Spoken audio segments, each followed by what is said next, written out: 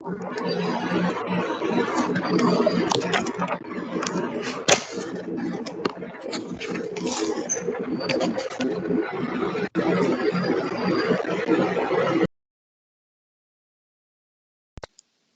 good morning all. We will start the lecture.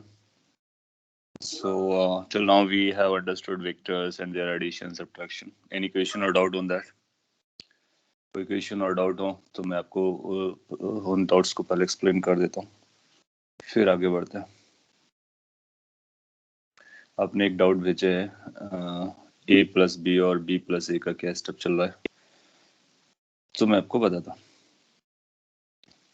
So vector addition में आप जानते हो कि अगर हम दो वेक्टर्स a और b चूज करते हैं और उनका एडिशन निकालते हैं तो हम एडिशन में a प्लस बी कर सकते हैं और b प्लस ए कर सकते हैं।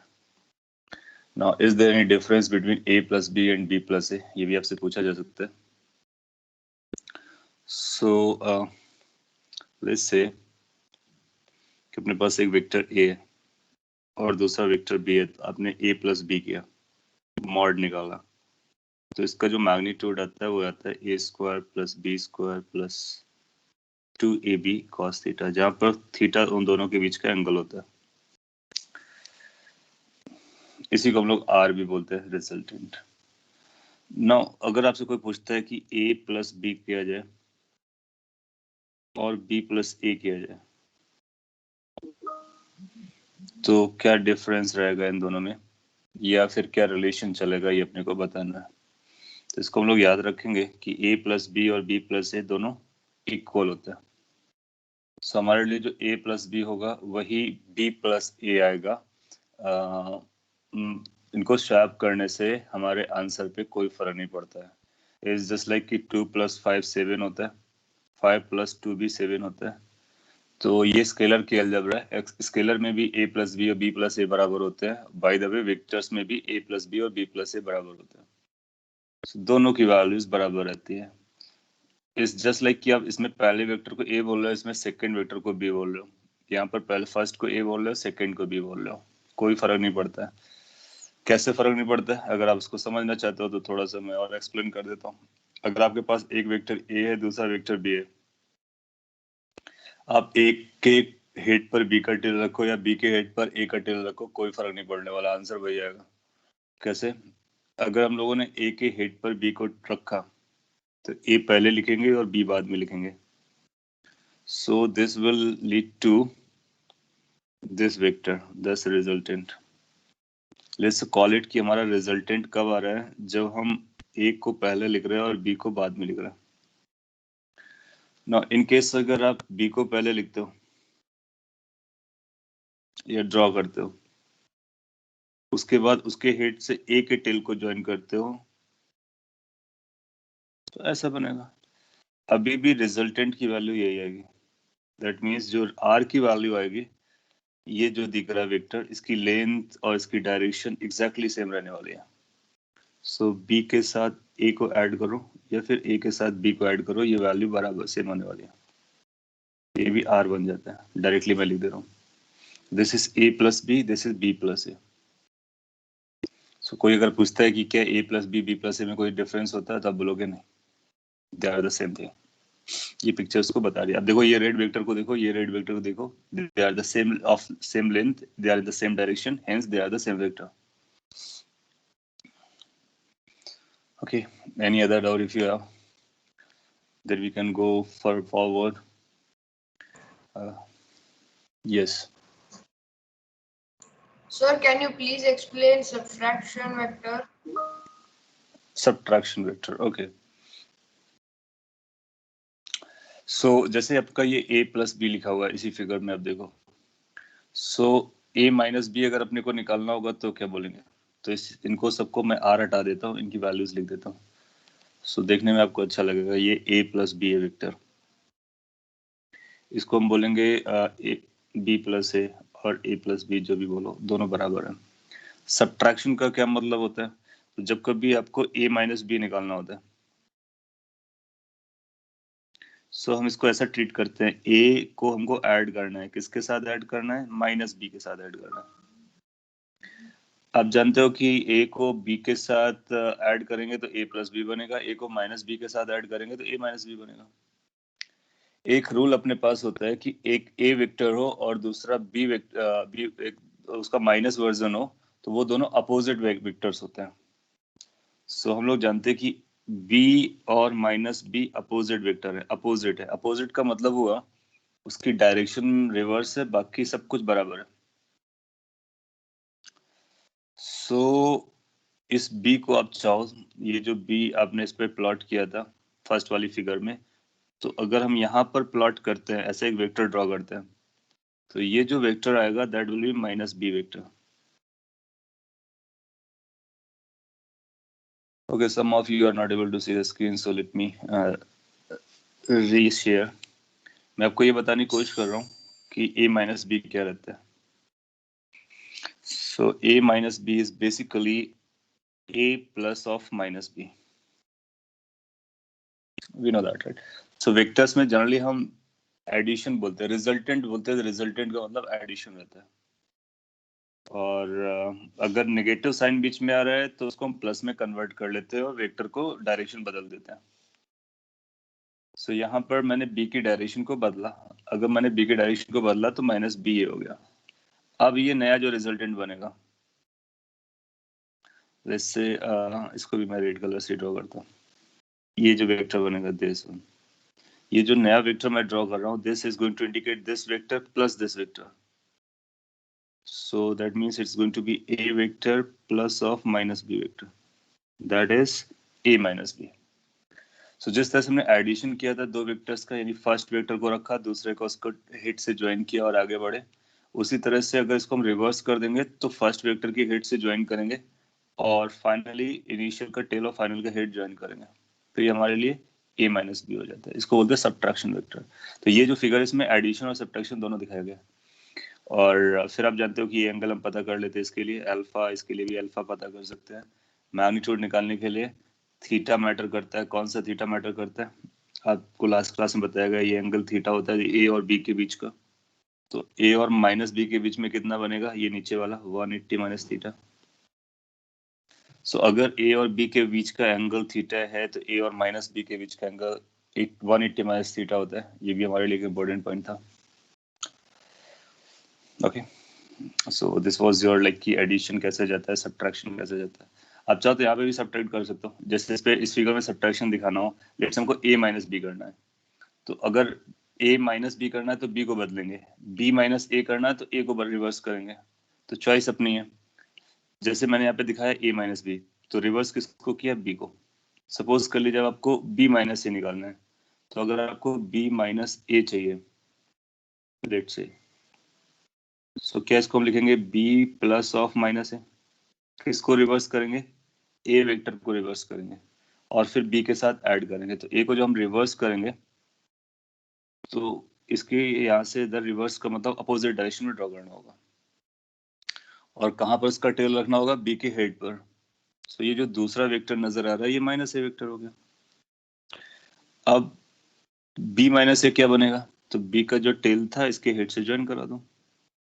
तो ये जो दूसरा वेक्टर यहाँ पे क्रिएट हुआ है that will become this vector plus this vector, that is B vector plus of minus A vector, basically b minus A. तो लॉजिक क्या है? लॉजिक सिंपल है कि अगर माइनस साइन आता है तो उस माइनस साइन को बाद वाले वेक्टर के साथ एसोसिएट कर दो और बाद वाले वेक्टर की डायरेक्शन को बदल दो, फिर दो वेक्टर्स जो बनते हैं उनको आपस में ऐड कर दो। So that becomes this subtraction of two vectors. उसके लिए आपको याद क्या करना है? थीटा को 180 माइनस थीटा से रिप्लेस कर दीजिए और एडिशन वाला फॉर्मूला लगा दीजिए। तो इसका फॉर्मूला कुछ ऐसा बना था, A square plus B square minus 2ab cos theta.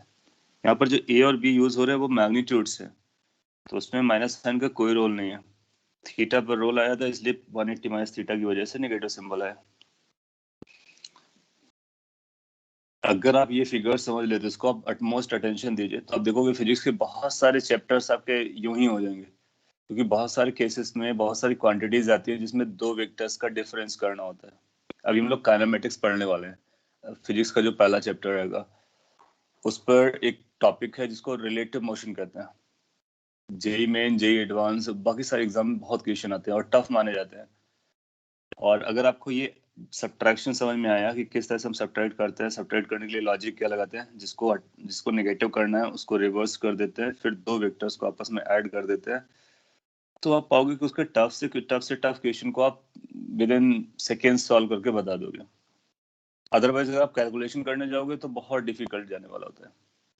सो आप पिक्चर ड्रॉ करेंगे, पहले वेक्टर को ड्रॉ करेंगे, दूसरे वेक्टर को ड्रॉ करेंगे, ऐड करना है तो ऐड वाला रूल लगाएंगे, सब्ट्रैक्ट करना है तो जिसको माइनस है उसको पहले रिवर्स करेंगे फिर ऐड कर देंगे. As simple as anything. मैं आपसे एक छोटा सा क्वेश्चन पूछ लेता हूँ तो आपका वार्म अप भी हो जाएगा और अपने को फीडबैक भी मिल जाएगा कि आपने कितना डाइजेस्ट किया. लेट्स से कुछ डायरेक्शंस डिनोट कर देते हैं. इसको 2 डायमेंशन में हम इसको नॉर्थ और इसको ईस्ट बोल सकते हैं. और बहुत सिंपल क्वेश्चन ले रहे हैं, आप चाहेंगे तो फिर इसके बाद एक बेटर क्वेश्चन पिक कर लेंगे. सो अगर ऐसा बोलता है कि let vector a is towards east. कई बार ईस्ट वेस्ट की लैंग्वेज यूज करता है, कभी एक्स वाई जेड बोलेगा, तो जो भी हो दोनों लैंग्वेज अपने को आनी चाहिए. So let a is towards east and b vector is towards south. Find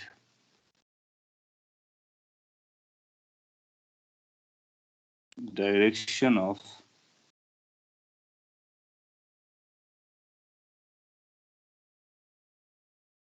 followings if a is equal to b. a और b आपस से बराबर है, इसका मतलब उनके मैग्नीट्यूड्स बराबर है, डायरेक्शन आपको दी गई है, और जब मैग्नीट्यूड्स बराबर होते हैं तो फिर रिजल्टेंट उसके एग्जैक्टली बीच में लाई कर रहा होता है. सो अपने को पता करना है कि पहला a प्लस बी किस डायरेक्शन को पॉइंट आउट करेगा. सो अगर हम ईस्ट और साउथ को ऐड करते हैं, ईस्ट और साउथ को ऐड करते हैं, तो इसका रिजल्टेंट किस डायरेक्शन की तरफ जाने वाला है अगर दोनों वेक्टर्स के मैग्नीट्यूड बराबर थे. तो बेसिकली आपको एक एडिशन वाला रूल लगाना है. उस एडिशन में आप ए वेक्टर को ड्रॉ कर सकते हो, बी वेक्टर को ड्रॉ कर सकते हो, उसके रिजल्टेंट को पता करने की कोशिश कर सकते हो, आपको रिजल्ट पता चल जाएगा. तो किस तरह से हम प्रोसीड कर सकते हैं, कई सारे वेज हैं. एक तरीका हम लोग अभी लर्न कर रहे हैं. ए वेक्टर आपका ये और बी वेक्टर आपका यहाँ पर था, ये दो वेक्टर्स थे initially. That was your a, that was your b. अपने को a प्लस बी चाहिए, तो a प्लस बी में हम एक वेक्टर को ऐसे रखते हैं, दूसरे के हेड से फर्स्ट के हेड से दूसरे का टेल स्टार्ट करते हैं कंटिन्यूअस में, सो दैट कि एरोज एक ही डायरेक्शन में एक ही सेंस में चलते रहे. तो ये बना अपना a, ये बना b, ये आपको एडिशन बताएगा. एडिशन हमारा इस डायरेक्शन को जा रहा होगा, और अगर हम इस डायरेक्शन को देखेंगे तो ये कौन सी डायरेक्शन होगी, ये इस डायरेक्शन की बात कर रहे हैं, तो ये साउथ ईस्ट डायरेक्शन हो जाएगी. तो हम इसको साउथ ईस्ट बोल सकते हैं. तो हम जानते हैं ये ईस्ट है, ये नॉर्थ है, ये साउथ है, तो ये साउथ ईस्ट हो जाएगा. एग्जैक्टली 45 डिग्री पर होगा तो साउथ ईस्ट बोलेंगे. गुड, सिंपल है. लेकिन अगर आपसे पूछता है कि हमको e माइनस ए की डायरेक्शन बताइए, b माइनस ए डायरेक्शन बताइए, सो अगर आपने सेकंड पार्ट का भी करेक्ट आंसर दिया जैसा कि आपने फर्स्ट पार्ट का दिया है, तो इसका मतलब है कि आप दो वेक्टर्स को सब्ट्रैक्ट और ऐड करने में हैंडल कर पा रहे हो. So you just draw B, then do the stuff with A, then see where it goes, and that will give you the right answer.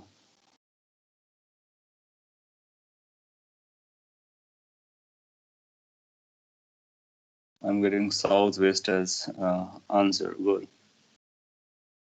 So ये B vector बना plus minus A vector बना. बना। अब आपको क्या करना है, पहले तो ए को बदल डालो, ए को माइनस ए में कन्वर्ट कर लो, तो ये अपना हो गया माइनस ए। अब ये जो वेक्टर आया है माइनस ए, इस वेक्टर को माइनस ए वेक्टर है, मैग्नीट्यूड लिखेंगे तो ए लिखेंगे, क्योंकि मैग्नीट्यूड तो साइन से इंडिपेंडेंट रहता है, तो ये ए वेक्टर हो गया। और इसके साथ आपको ऐड करना है, किसको ऐड करना है, बी को ऐड कर लो। तो ऐड करने के लिए बी को इसके आगे बढ़ाना पड़ेगा, जैसे बी।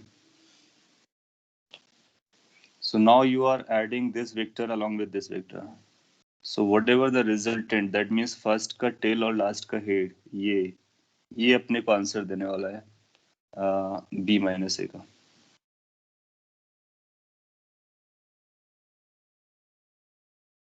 और अगर ये b माइनस होगा तो इसकी डायरेक्शन हम आइडेंटिफाई कर लेंगे।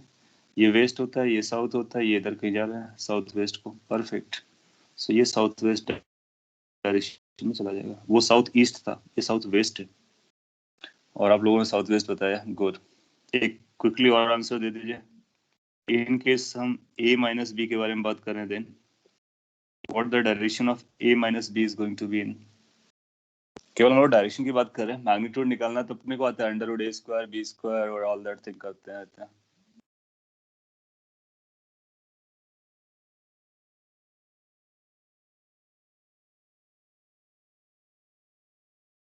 सो अब आपको क्या करना होगा, a को एज सच रखो, b की डायरेक्शन को रिवर्स कर लो। बहुत इंपॉर्टेंट पॉइंट आपने लर्न कर लिया। b को जब हम रिवर्स करेंगे तो ये बन जाएगा, फाइनल डायरेक्शन दोनों को ज्वाइन करने से आ जाएगी, ये हो गया, गुड। So I'm happy.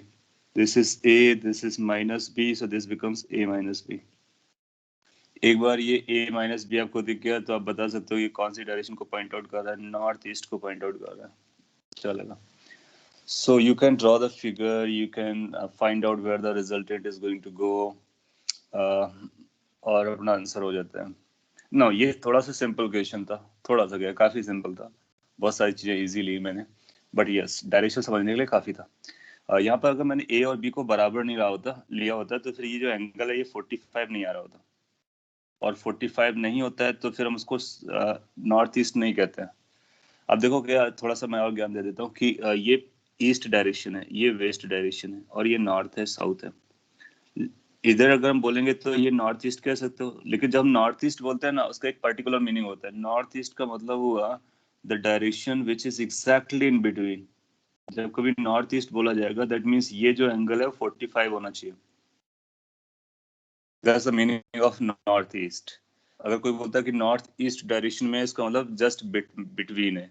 अगर ऐसा बोलता है कि बिटवीन नॉर्थ एंड ईस्ट है, तो फिर कहीं भी हो सकता है, ये भी नॉर्थ और ईस्ट के बीच का है, ये भी नॉर्थ और ईस्ट के बीच का है, तो नॉर्थ और ईस्ट के बीच में आपको पता चलेगा इनफाइनाइटली मैनी डायरेक्शंस हैं, और उन इनफाइनाइटली मैनी डायरेक्शंस में सिमेट्रिकल मिड वाला जो डायरेक्शन है उसको नॉर्थ ईस्ट कहते हैं। Similarly south east south west जो भी है, तो 45 को बोलते हैं। अच्छा अगर 45 नहीं हुआ तो फिर क्या बोलेंगे, तो ऐसा बोल सकते हैं लूज सेंस में कि नॉर्थ और ईस्ट के बीच में, ईस्ट और साउथ के बीच में लूज लैंग्वेज में बोल सकते हैं। और अदरवाइज हमारे पास बताने का दूसरा तरीका होता है। क्या तरीका होता है, मैं अलग से ड्रॉ करके बता देता हूँ कि अगर आपका डायरेक्शन अगर हमको डिनोट करनी है तो इस तरह से डिनोट करते हैं, जब कभी ईस्ट साउथ वाली लैंग्वेज देता है अपने को। सो लेट से एक वेक्टर है जो कि पॉइंट आउट कर रहे हैं इस डायरेक्शन में, ये वेक्टर है, और हमने को पता है कि ये एंगल 30 डिग्री है, तो ये एग्जैक्टली बीच में नहीं है, तो इसको हम लोग नॉर्थ ईस्ट नहीं बोलने वाले हैं, नॉर्थ ईस्ट बोलना गलत हो जाएगा। लेट्स से ये वेक्टर ए है, तो यहाँ पर मैं आपको ये समझाने की कोशिश कर रहा हूँ कि किस टर्मिनोलॉजी के अकॉर्डिंग हम लोग बताते हैं डायरेक्शन को, अगर लैंग्वेज में लिखना है। बिल्कुल। सो आपने जो लिखा है वो सही है, तो हम इसको ऐसा बोलेंगे कि हम ईस्ट से नॉर्थ की तरफ 30 डिग्री जा रहे हैं, ईस्ट से नॉर्थ की तरफ 30 डिग्री जा रहे हैं, चलेगा। सो आप ऐसा बोलोगे कि जो A vector is 30 degree north of east. Language इस तरह से बोल देता है कि this is 30 degree north of east, तो ईस्ट से नॉर्थ की तरफ 30 डिग्री है। या फिर इसको ऐसे बोल सकते हो कि this A vector is 60 degree east of north, क्योंकि ये जो एंगल बनेगा वो कितना होगा, 60 डिग्री होगा। सो आप ऐसा भी बोल सकते हो कि like it's 60 degree east of north. So इस तरह से हम लोग बात करते हैं। जब एग्जैक्टली बीच पे जाता है तो उसको बोलते हैं कि that is in particular location. Let's say कि अगर आपका वेक्टर इधर जा रहा है, लेट्स से बी वेक्टर, और ये एंगल अगर आपको 45 मिलता है तो इसको 45 भी बोल सकते हो, या फिर ऐसा बोल सकते हो बी वेक्टर इज इन और टूवर्ड्स नॉर्थ वेस्ट। इसको नॉर्थ वेस्ट बोलो, वेस्ट नॉर्थ बोलो, चलेगा, क्योंकि दोनों तरफ से बराबर चल रहा है। So this is the language you can easily catch. इसका मतलब हम सभी डायरेक्शंस को थीटा से ड्रॉ करके बता सकते हैं, थीटा के टर्म में बता सकते हैं। इन्हीं सभी डायरेक्शन को हम लोग आई कैप जे कैप के टर्म में भी जानते हैं। तो अपना ये पर्पस है कि हम आई कैप जे कैप के टर्म में बता सके, थीटा के टर्म में बता सके एंड ऑल दैट। मैं आपसे एक और अच्छा क्वेश्चन पूछता हूँ जो आईआईटी एग्जाम में आया हुआ था, माइंड इट की बहुत सिंपल था, और आप ये भी सरप्राइज करेंगे कि मेजॉरिटी ऑफ स्टूडेंट ने उसको गलत आंसर दिया था। जनरली आईआईटी का पर्पस ये होता है कि सिंपल क्वेश्चन पूछो लेकिन इंपॉर्टेंट पूछो, जो अधिकतर जनता गलत बताए, जो जिसको कॉन्सेप्ट्स नहीं आते हैं। सो अभी तो आप लर्न कर रहे हो, मैं उसकी बात कर रहा हूँ जो फाइनल एग्जाम दे रहे थे। सो एक फॉर्मूला होता है, आप सभी को पता होगा कि एक्सीलरेशन, हालांकि हम लोग आगे पढ़ने वाले हैं, एक्सीलरेशन को हम final velocity minus initial velocity divide by time से डिफाइन करते हैं। ये formula, acceleration is change in velocity upon time. ये आप जानते होगे, इसको हम लोग और डिटेल में बाद में भी लर्न करने वाले हैं। इसका हम यूज करने वाले हैं क्योंकि वो क्वेश्चन इसी लैंग्वेज पे था। हो सकता है आप में से कई लोगों ने किया भी हो। जहाँ पर v फाइनल वेलोसिटी है, इनिशियल वेलोसिटी u है और डेल्टा t टाइम है। एक्सीलरेशन इस तरह से डिफाइन किया जाता है, इफ a इज दिस। और ऐसा बोलते हैं कि एक ही ये डेफिनेशन होती है, इफ लगाने की जरूरत नहीं है। Can you show last slide again? Okay, मैं आपको लास्ट स्लाइड एक सेकंड के लिए दिखाता हूँ, नोट कर लीजिए लैंग्वेज को, फिर क्वेश्चन फ्रेम करता हूँ। एग्जैक्टली सेम क्वेश्चन नहीं भी हो सकता है, लेकिन आइडिया वही है।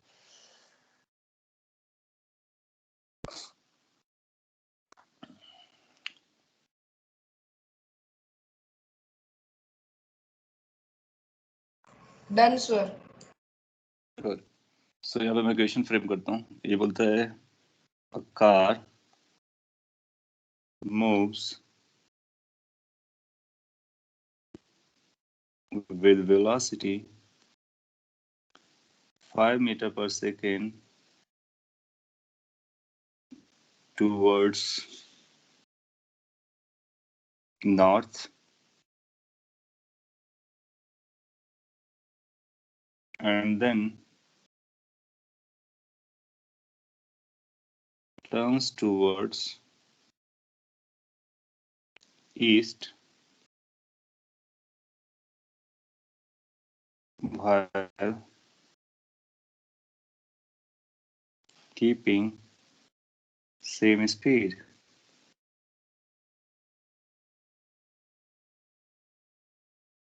in 5 seconds. Find acceleration of car. Average acceleration of car. There are terms like average, instantaneous. We will learn about them. But still, ये अपने को दिया गया। मैंने कुछ चेंज कर दिया जो एग्जाम में क्वेश्चन आया था, उससे एग्जैक्टली मैच नहीं करेगा, बट कॉन्सेप्ट वही लेके चलेगा। अपने को एक्सेलरेशन बताना है। मैं आपको कुछ ऑप्शंस दे रहा हूँ ए बी सी डी करके, ए बी सी डी। आपको राइट ऑप्शन उसमें से मार्क करना है, तब तक आप सॉल्व करना भी स्टार्ट कर सकते हो।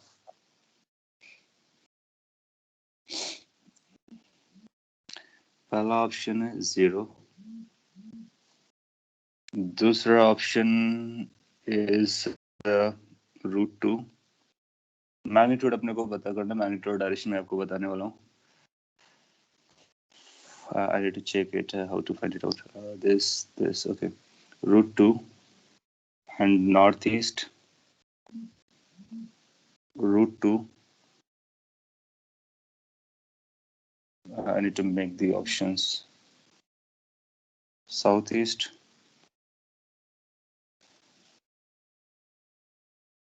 √2,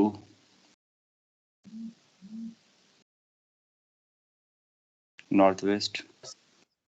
होपफुली इनमें से आंसर आ जाएगा। सो मैंने ये ऑलरेडी 4 ऑप्शंस बनाए हुए हैं।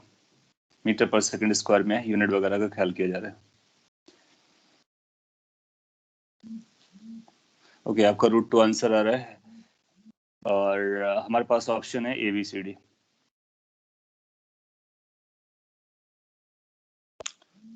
Very exactly similar question IIT में पूछा गया था। सो ये केवल और केवल 2 वेक्टर के सब्ट्रैक्शन पे बेस्ड था।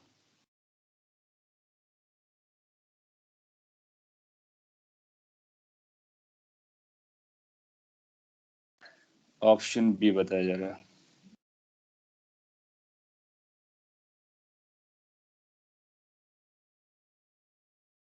चलिए मैं सॉल्व करता हूँ, आप ध्यान से देखिए। और अभी जो हम लोगों ने लर्न किया है बेसिकली यही यूज है, इसका एप्लीकेशन है। अगर हमारे पास 2 वेक्टर्स होते हैं तो 2 वेक्टर्स को हम ऐड करना जानते हैं। अगर हमारे पास 2 डायरेक्शंस होती हैं तो उनको हम सब्ट्रैक्ट करना जानते हैं। ओके, और रिजल्टेंट की फाइनल डायरेक्शन निकालना जानते हैं। ये जो आपने लर्न किया एग्जैक्टली इसी का एप्लीकेशन है। Be careful and see, then you can check your answers whether they are correct. Now अपने ये बोलते हैं कि कुछ इस तरह से चल रहा है, तो डायरेक्शन में ड्रॉ कर देता हूँ।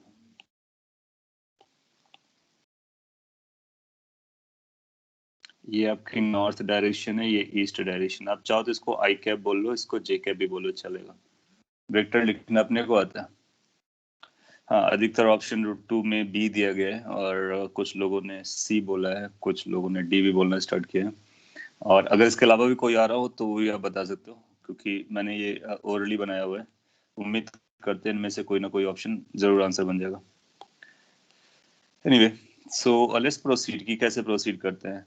इनिशियल वेलोसिटी, ये पहले किधर जा रहा है? पहले ये नॉर्थ की डायरेक्शन में जा रहा है ये। सो कैन वी से ये हमारे लिए यू वेक्टर का काम कर रहा होगा। Initial velocity moving towards north. फिर फाइनली किधर चल रहा है? फाइनली ये ईस्ट की तरफ जा रहा है।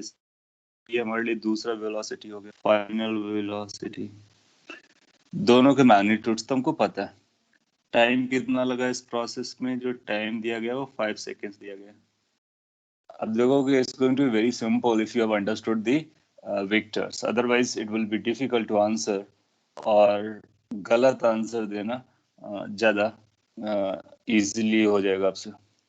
अच्छा, हमारे पास डेफिनेशन क्या है? हमारे पास डेफिनेशन है a is equal to v minus you.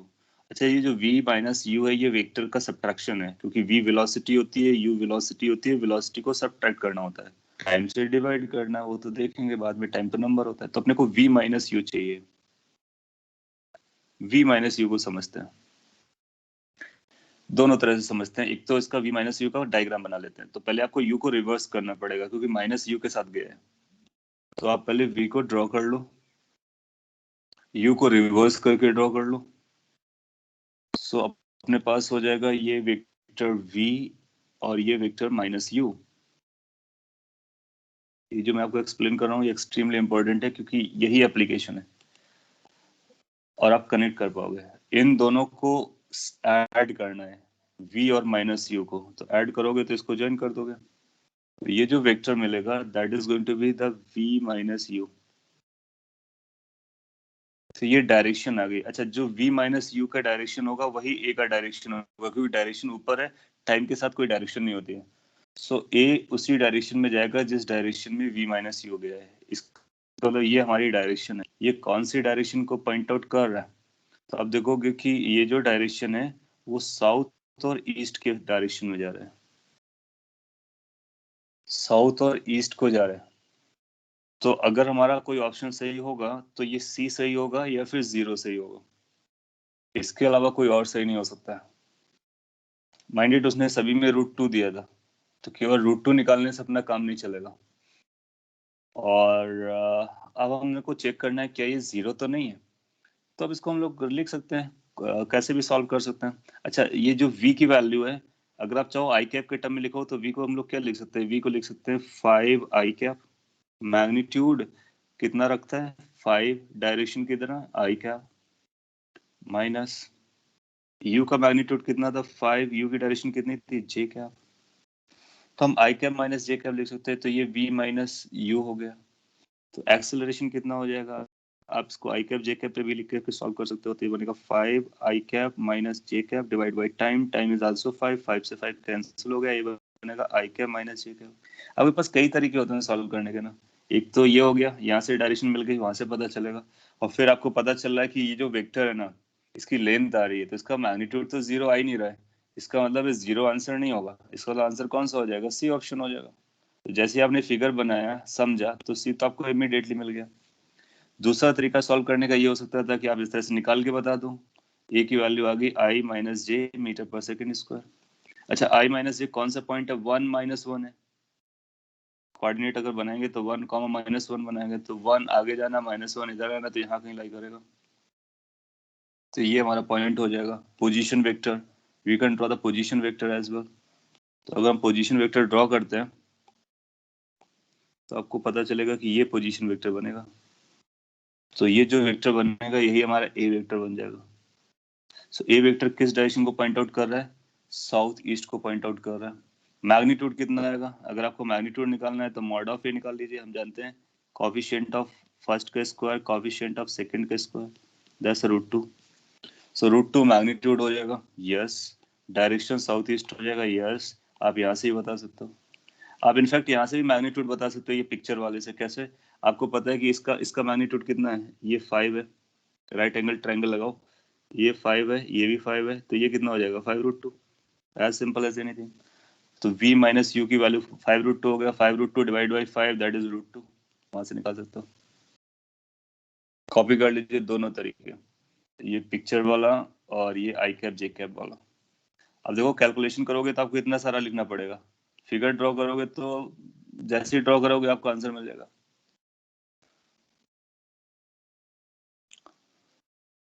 अब आप चेक कर लीजिए, जो आपने आंसर्स बताए थे बहुत सारे आंसर्स को करेक्ट करने की जरूरत है, so C is going to be the correct answer.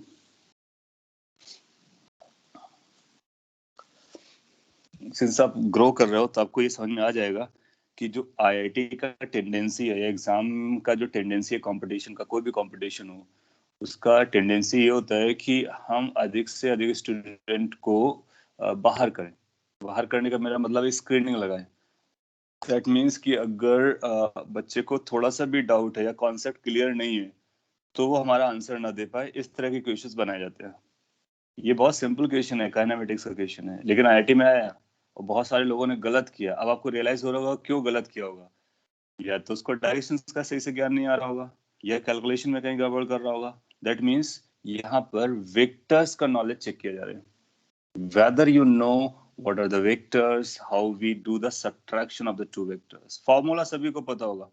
Let's अगर 10 लाख स्टूडेंट पे एग्जाम दे रहा था तो 10 lakhs में ऑलमोस्ट 10 lakhs को पता होगा कि एक्सीलरेशन की जो वैल्यू होती है change in velocity upon change in time होता है, बट उसको ये कैलकुलेट करना भारी पड़ गया कि चेंज इन वेलोसिटी कैसे निकालते हैं। That means final velocity minus initial velocity कैसे कैलकुलेट की जाती है। एंड फीडबैक वाज दिस कि मेजॉरिटी मोर देन 50% लोगों ने आंसर 0 दिया था। उसको लगा 5 मीटर पर सेकंड से जा रहा है, 5 मीटर पर सेकंड से फिर जा रहा है, तो चेंज इन वेलोसिटी 0 हो जाएगा। ऐसा नहीं है, क्योंकि वेलोसिटी की डायरेक्शन बदली है, इसलिए वेक्टर का चेंज जो होगा वो नॉन जीरो रहेगा। फिर जिन बाकी 50% ने √2 निकाल लिया था, लेकिन उसमें से majority lost in the direction, so बहुत कम लोग थे जो अपना फाइनल आंसर तक पहुंचे। सिंस अब ये कई बार डिस्कस हो चुका है तो अधिकतर जनता को पता रहता है, बट नाउ ऑनवर्ड्स आपको क्या क्या ख्याल रखना है, फॉर्मूला हमको पता होगा, फिर देखेंगे वेक्टर किस तरह से यूज हो रहे हैं, सब्ट्रैक्शन कैसे किया जाता है, उनकी डायरेक्शन ड्रॉ करो, अप्रोप्रिएटली अरेंज करो, डायरेक्शन मिल जाएगी, मैग्नीट्यूड उसी ट्रायंगल से निकाल लो, काम खत्म। या फिर आप आई कैप जे कैप लगा लो। ओके चलेगा। सो ये मैंने आपको एडिशन और सब्ट्रैक्शन से रिलेटेड कुछ स्टेप बताया। थोड़ा सा आगे बढ़ते हैं क्योंकि अपने को सिलेबस भी आगे लेके जाना है। अभी तक आपने जो लर्न किया ना वो 2 वेक्टर्स का एडिशन देखा है, और सब्ट्रैक्शन भी बेसिकली एडिशन ही था। सो अभी तक हम दो वेक्टर के साथ प्ले कर रहे थे। हाँ, एडिशन करने के लिए जरूरी नहीं क्वेश्चन में केवल दो ही वेक्टर इन्वॉल्व हो। There can be more than two vectors. So if there are more than two vectors then how you are going to add them, उसके बारे में। तो ऐसा हेडिंग लिख सकते हैं, addition of more than two vectors. या फिर उससे पहले एक छोटा सा पॉइंट समझ लेते हैं, वो ज्यादा सही रहेगा। Component of a vector.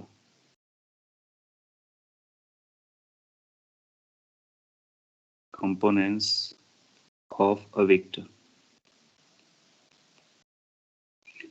ये जो कंपोनेंट्स वाला पॉइंट है, अगर आप ये समझ जाते हो तो हम एक से ज्यादा वेक्टर्स का एडिशन इमीडिएटली कैलकुलेट कर सकते हैं।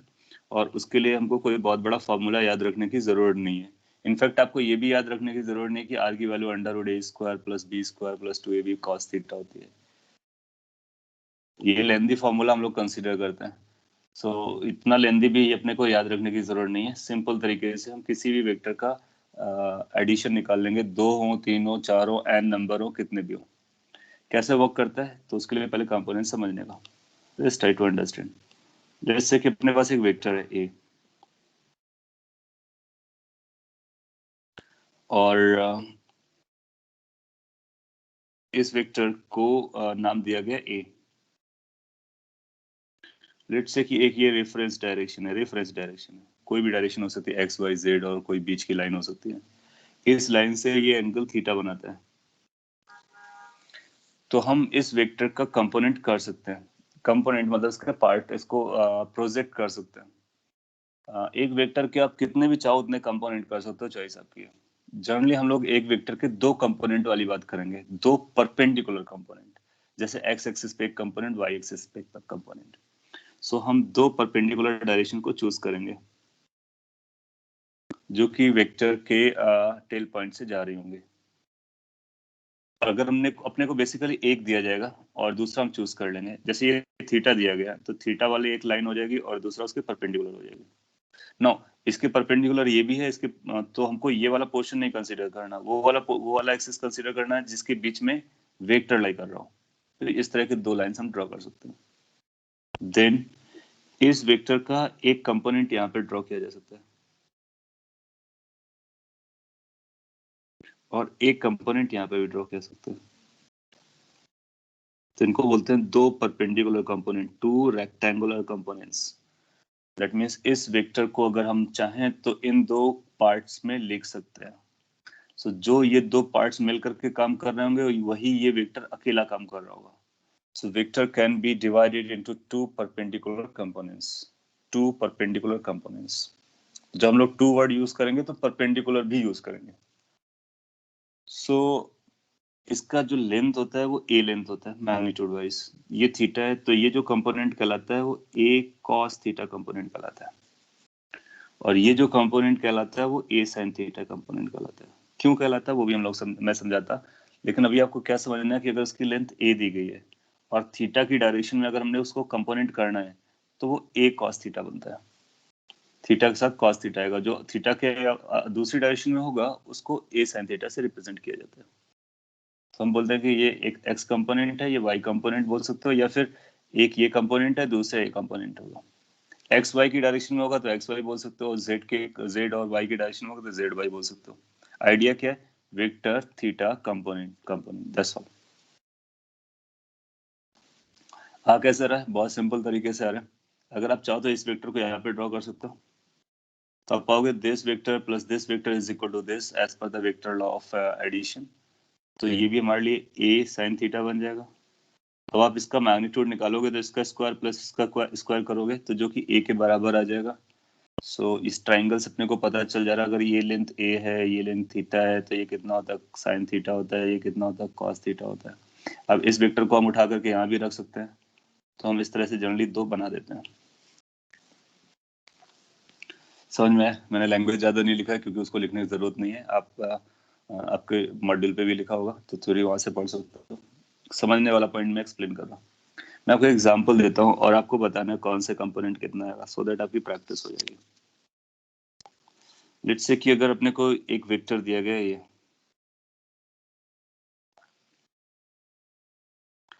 और इसका जो वैल्यू है दैट इज लेट्स से 20, ए की जो वैल्यू है वो 20 यूनिट में दी गई, what ever the unit is. इसके अपने को क्या दिया गया, अपने को एक ये दिया गया कि ये एंगल थीटा है। थीटा का मतलब this angle is let's say 60 degree. तो इसके दो कंपोनेंट किए जा सकते हैं। एक कंपोनेंट आपका ये जाएगा, let's called a x, that means x direction का कंपोनेंट। दूसरा इधर आएगा, दैट इज वाई डायरेक्शन का कंपोनेंट।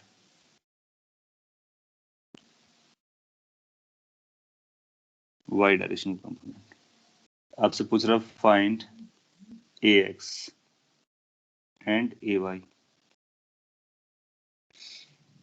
सो इन केस अपने को ये पता है तो हम वेक्टर के कंपोनेंट कर सकते हैं, इजीली कर सकते हैं, और उस तरह से सॉल्व करके हम बता सकते हैं। सो क्या आपको एक समझ में आ रहा है? एक्स की वैल्यू आएगी a cos 60। ए की वैल्यू आपको 20 दी गई, cos 60 की वैल्यू हाफ होती है, तो ये आंसर आपको मिल जाएगा 10।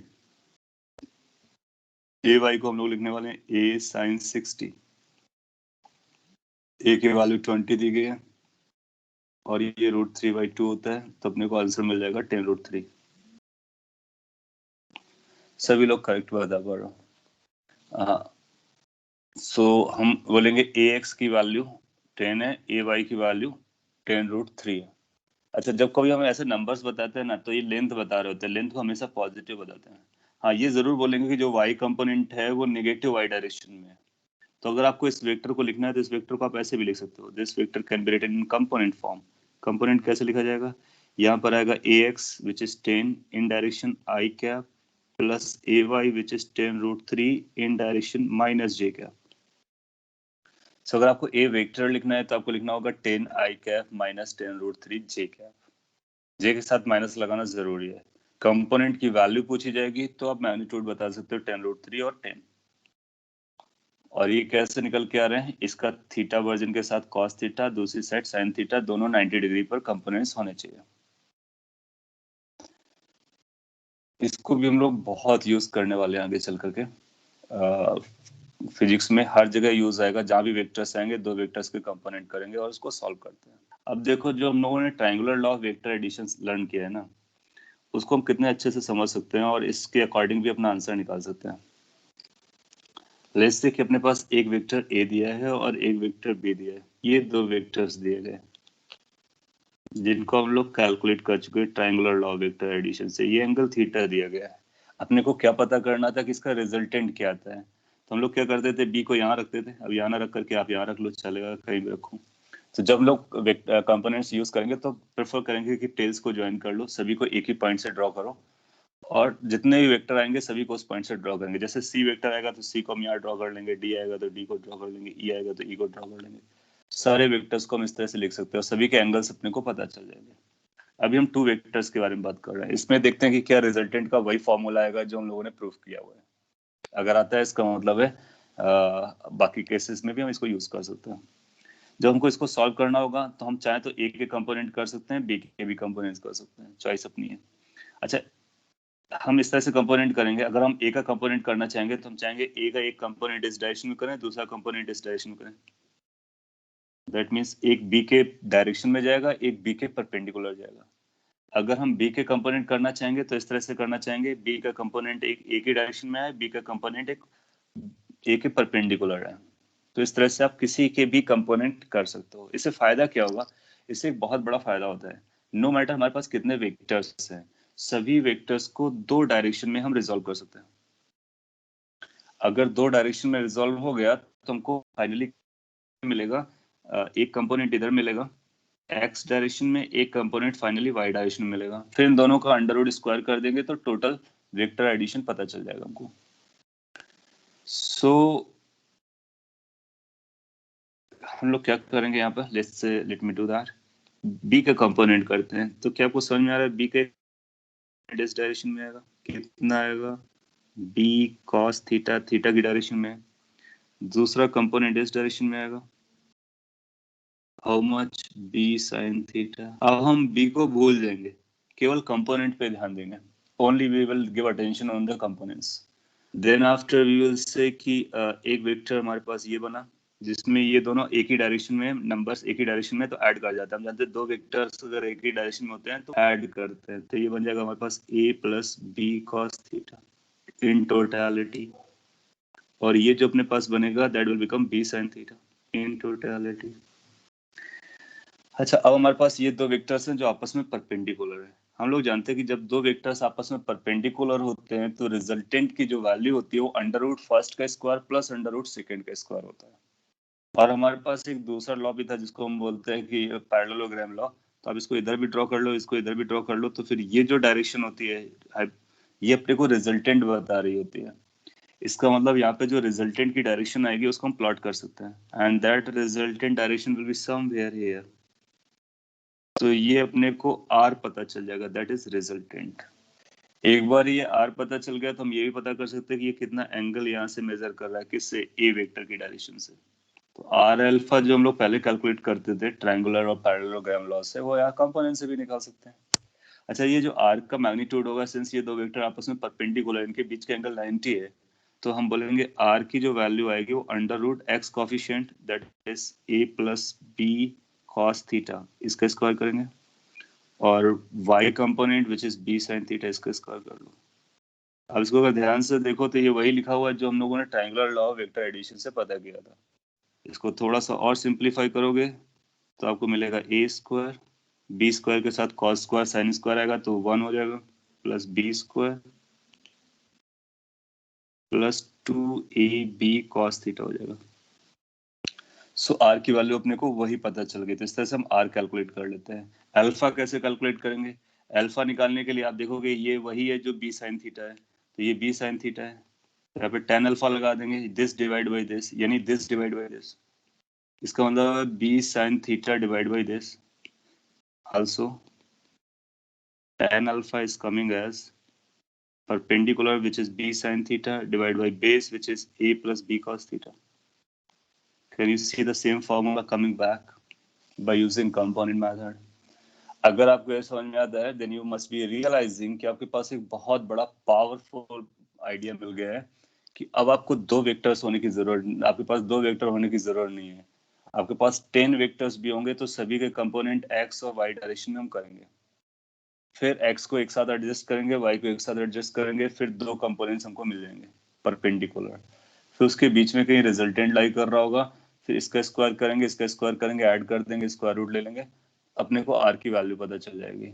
अल्फा निकालने के लिए 10 of this divide by this कर देंगे, अल्फा निकल जाएगा, सॉल्व हो जाएगा। कॉपी कर लीजिए, फिर मैं आपको कुछ एग्जांपल्स देता हूँ, आपको उसको सॉल्व करना होगा, अपना आंसर आ जाएगा, तो फिर आपकी प्रैक्टिस भी हो जाएगी।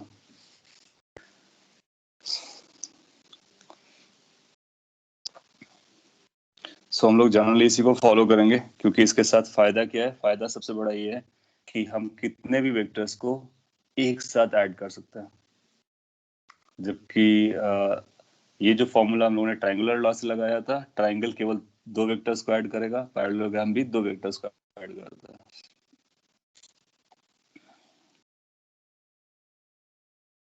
अच्छा, इस पे एक और पॉइंट मैं बोल देता हूँ, फिर एग्जांपल देता हूँ। सपोज कर लीजिए कोई कंपोनेंट हमारा नीचे आता, तो इन दोनों के बीच में 180 का एंगल जा रहा है, अपोजिट डायरेक्शन में है, तो जब अपोजिट डायरेक्शन में होता है तो हम लोगों ने देखा था 180 डिग्री में हमारा आंसर a माइनस बी आया करता था, magnitude of a minus magnitude of b। इसका मतलब जब अपोजिट होंगे तो हम इसको सब्ट्रैक्ट कर देंगे नेगेटिव वाले को, और सेम डायरेक्शन में आएंगे तो उनको ऐड कर देंगे। तो एक्स एक्सिस पे प्लस एक्स पे और माइनस एक्स दोनों पर आ सकता है, वाई एक्सिस में कंपोनेंट्स प्लस वाई और माइनस वाई दोनों पर आ सकता है। सो उनको हम प्लस में एक ही डायरेक्शन में लेकर के आएंगे, तो जो अपोजिट डायरेक्शन वाला होगा उसको सब्ट्रैक्ट कर देंगे, सेम डायरेक्शन वालों को ऐड कर देते हैं। और ये हम लोगों ने थीटा को जब केस देखे थे जिसमें मैक्सिमम मिनिमम निकाला था, वहां पर देखा था कि सब्ट्रैक्ट क्यों करते हैं और ऐड क्यों करते हैं। मैं आपको एग्जांपल्स देता हूँ, एक दो, आपकी प्रैक्टिस हो जाएगी, और अगर ये समझ में आ गया तो इसका मतलब अपने लिए एक और स्ट्रॉन्ग टूल आ जाएगा। मैं सिंपल पिक्चर करके बना था, और उन पिक्चर्स को आपको आंसर करना है। लेट्स से हमारे पास एक वेक्टर ये दिया गया, और एक वेक्टर ये दिया गया है और एक वेक्टर यहाँ पर दिया गया, ये 3 वेक्टर्स दिए गए। लेट्स से इसकी जो वैल्यू है that is 20। Let's call them force, ये F1 है 20 Newton. Let's say this is F2 and this F2 is 30 Newton. Let's say this is F3. F3 is 10 root 2 Newton. Let's say ये जो angle है vertical से इसकी जो value दी जा रही है, ये एंगल की वैल्यू 45 डिग्री दी जा रही है। थोड़ा सा मैं चेंज कर देता हूँ। लेट्स से ये 50 न्यूटन है, चलेगा। सो फर्स्ट है 20, दूसरा है 50 न्यूटन, डायरेक्शन आपको दिखाई गई एरो के साथ। तीसरा ये दिया गया, आपसे कहा जाता है find magnitude of resultant force. F का मतलब फोर्स है, इसलिए रिजल्टेंट फोर्स के बारे में पूछा जा रहा है। तो जब कभी रिजल्टेंट फोर्स के बारे में पूछा जाएगा तो इसका हमारा एक ही मतलब, आप सॉल्व कीजिए पैरेलली। इसका अपना मीनिंग ये जाएगा कि अपने को फोर्स पता करना है रिजल्टेंट वाला। तो रिजल्टेंट जो फोर्स आएगा उसमें F1 वेक्टर को यूज करेंगे, यानी डायरेक्शन के साथ ऐड करेंगे दूसरे को, और थर्ड को भी डायरेक्शन के साथ ऐड करेंगे। बेसिकली अपने को इन 3 वेक्टर्स का एडिशन चाहिए। और आपसे मैग्नीट्यूड पूछा गया है तो मैग्नीट्यूड ऑफ F का मतलब हुआ इसकी मॉड वैल्यू चाहिए। दैट मीन्स अपने को डायरेक्शन नहीं चाहिए, केवल मैग्नीट्यूड चाहिए। इसका वैल्यू कितना आएगा ये अपने को पता करना है। तो जब कभी हम लोग मैग्नीट्यूड रिजल्टेंट की बात करते हैं, उस रिजल्टेंट का मतलब होगा अपने लिए that we are trying to find out sum of those vectors. एक आंसर 50 आ रहा है और सपोर्टेड भी है -53 डिग्री पर भी बताएगा। ओके, सब डायरेक्शन बता रहा हूँ। वेट, सिंपल है क्योंकि मैंने बहुत ज्यादा ट्विस्ट नहीं किया, बट स्टिल कि अगर क्या अपने पास 3 वेक्टर्स हैं तो उनको सम कर पाएंगे, ये अपने को चेक करना था। किस तरह से आइडिया जाएगा, एक ही पॉइंट से सबको ड्रॉ कर लो। ये आपका F1 हो गया, ये आपका F2 हो गया, ये आपका F3 हो गया। इस तरह से पिक्चर बना के भी दी जा सकती है। And you can call is ये 20 है, this is 50 and this is 10√2। ये एंगल के बारे में आपको पता चल जाएगा, ये 45 हो जाएगा। ऊपर से 45 था तो हॉरिजॉन्टल से भी 45 रहा होगा। अब आपके पास कंपोनेंट्स करने का है, किसका कंपोनेंट करना चाहोगे, इसका करोगे क्योंकि ये 90 डिग्री पे नहीं है, बाकी ये दोनों आपस में 90 डिग्री पर है। तो ये बनेगा 10√2 cos 45। one component you will get here, that is going to be 10√2 sin 45. Now 10√2 cos 45 1/√2 होती है तो ये 10 बनाएगा, इसकी वैल्यू भी 10 बन जाएगी। sin 45 भी 1/√2 होता है। सो टोटल अपने को x डायरेक्शन में कितना मिल रहा है, x डायरेक्शन में जो अपने को मिल रहा है वो 20 + 10 मिल रहा है। y डायरेक्शन में ये अप साइड है, ये डाउन साइड है, डाउन साइड वाला डोमिनेट कर रहा है, तो जो डोमिनेट कर रहा होता है उस डायरेक्शन में ड्रॉ कर देते हैं, इधर जाएगा। कितने से डोमिनेट कर रहा है तो ये अपोजिट डायरेक्शन वाला सब्ट्रैक्ट हो जाएगा, तो ये जो डायरेक्शन बचेगा वो 50 - 10 बचेगा। तो 50 - 10 is equal to 40 and 20 + 10 is equal to 30। ये 30 न्यूटन एक्स डायरेक्शन में आ रहा है, 40 न्यूटन माइनस वाई डायरेक्शन में आ रहा है। अपने को रिजल्टेंट चाहिए, सो रिजल्टेंट उसके बीच में कहीं लाई करता है, somewhere in between. So in case resultant पता करना है तो आप इसको पता कर लीजिए। फिर फॉर्मूला क्या हो जाएगा, दो परपेंडिकुलर कंपोनेंट्स हैं तो रिजल्टेंट की जो वैल्यू आएगी वो √x कंपोनेंट दैट इज 30 का square, y component that is 40 का स्क्वायर। 40 और -40 करोगे कोई फर्क नहीं पड़ेगा, स्क्वायर करना अपने को। सो यूल फाइंड कि ये जो अपना आंसर आ रहा है अब सॉल्व कर लोगे, ये 50 न्यूटन आ जाएगा। सो आपसे पूछेगा कितना मैग्नीट्यूड है रिजल्टेंट का, तो हम बोलेंगे magnitude of resultant forces 50 Newton. इसका मतलब अगर 20 का ऐसे लगा, 50 का ऐसे लगा, 10√2 का इस तरह से लगा, तो टोटल फोर्स कितना लगा उसके ऊपर? तो टोटल फोर्स इज 50। टोटल ऐसा नहीं कि 20 प्लस से 50 प्लस दिस, नो, क्योंकि ये स्केलर नहीं है, ये वेक्टर है, इनकी डायरेक्शंस हैं। तो रिजल्टेंट फोर्स ये आएगा। किस डायरेक्शन में टोटल जा रहा है नट सेल में, ये डायरेक्शन जा रही है। इसको कैसे पता कर सकते अगर पूछा गया होता? तो हम ये बोलेंगे कि x डायरेक्शन से अल्फा एंगल बना लो। तो how much the tan alpha will become? tan alpha का मतलब ये कंपोनेंट डिवाइड बाय ये component, that means 40 divide by 30, that is 4/3। So alpha कितना आ जाएगा? 53 डिग्री। तो हम बोलेंगे प्लस s डायरेक्शन से क्लॉकवाइज में आप जाओ 53 डिग्री पर तो मिल जाएगा, या फिर -53 बोल दोगे तो ऑटोमेटिकली इंक्लूड हो जाएगा कि डाउन साइड आपको जाने का। So final answer of 50 Newton in -53 degree बोल सकते हो। कई लोगों ने सही आंसर दिया है, बाकी लोग को आपको समझ लेना है कि मैंने क्या बोला है क्या, और कौन सा पॉइंट यहाँ पर इम्पोर्टेंट है। कोई डाउट और कंफ्यूजन आ रहा हो तो हमको जरूर बताएं।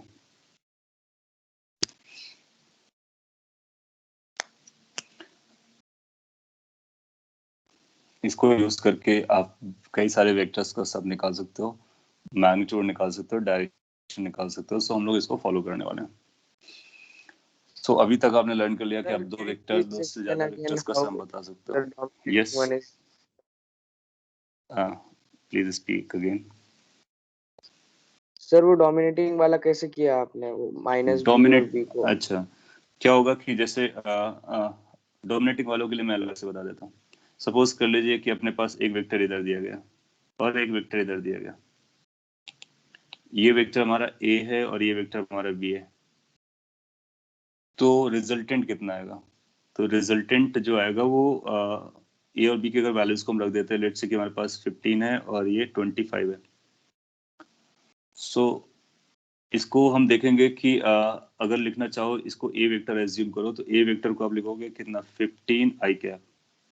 बी वेक्टर को कैसे लिखोगे? बी वेक्टर को लिखोगे 25 माइनस आई कैप।